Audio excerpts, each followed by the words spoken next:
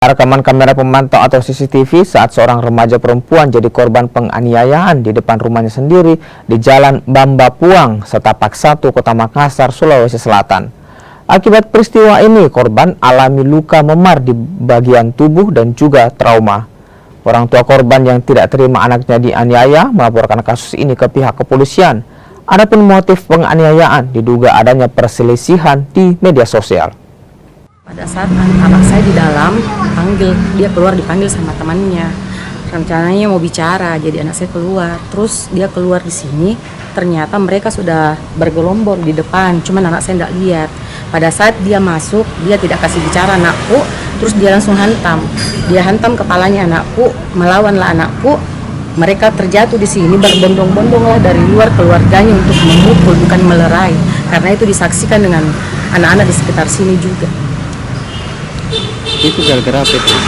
Awalnya Pak, baku ini namanya anak-anak, baku chat-chat, baku kata-katai, karena dia kan berteman juga di sekolah. Banyak sekali Pak, memar di kepala, pipi, nyeri pada dada, perutnya, juga fisikisnya yang terganggu karena sempat tidak mau ikut ujian sekolah, tidak mau bertemu orang.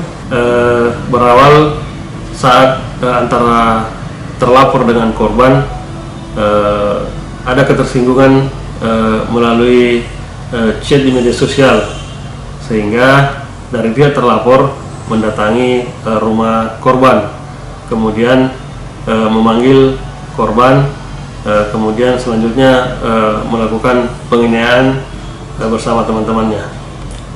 Kalau antara korban dan terlapor ini apa Bu? Antara korban dengan terlapor sudah saling kenal karena teman sekolah. Teman sekolah, hanya karena akibat ketersinggungan melalui media sosial itu sehingga terjadi penganiayaan. Sesuai hasil pemeriksaan,